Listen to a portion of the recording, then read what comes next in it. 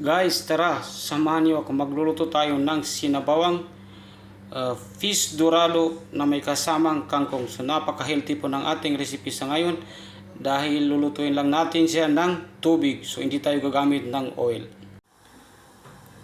Guys, ang ating recipe sa ngayon ay napaka-healthy dahil inalaga natin ng tubig. So tubig lang po ang gagamitin natin sa ating sinabawang dorado fish. So ang pangalan po ng ating isda na gagamitin sa ngayon ay dorados. At siyempre gagamit din tayo ng dalawang tali ng kangkong. Meron din tayong onion leaves, isang piraso ng onion, ginger, lemongrass, at saka isang piraso ng bell pepper. So tara guys, umpisahan na natin ang pagluluto ng sinabawang dorado fish.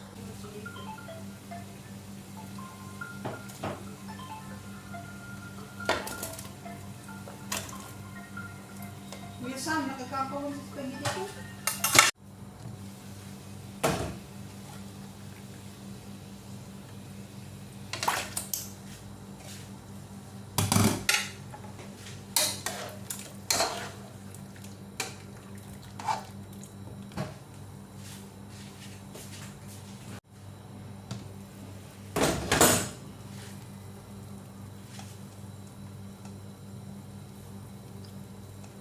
Gagamit tayo ng salt, Ajinomoto,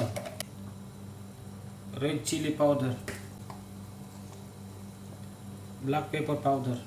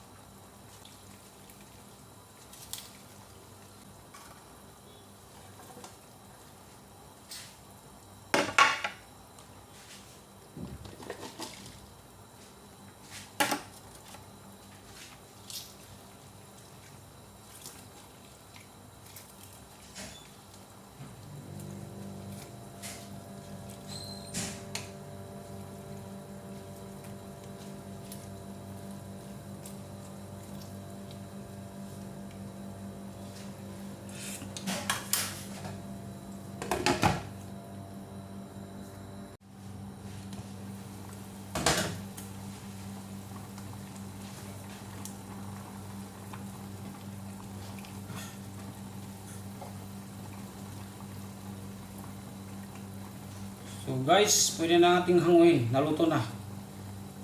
At pwede na sa family, napaka-healthy po ng ating recipe sa ngayon.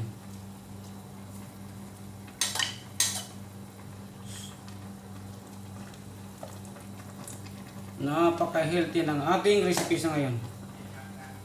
Hindi tayo gumamit ng oil.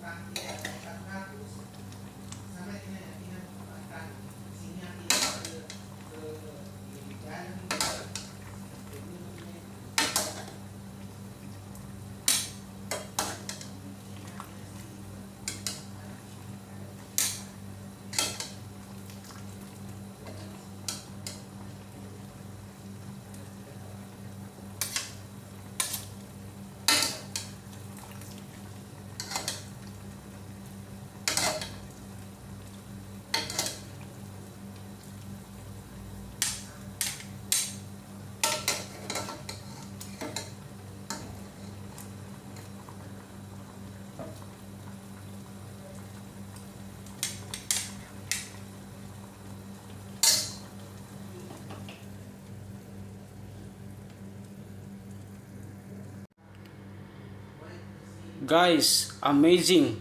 Sinabawang fish dorado, well done. Napakasarap guys, napakayami.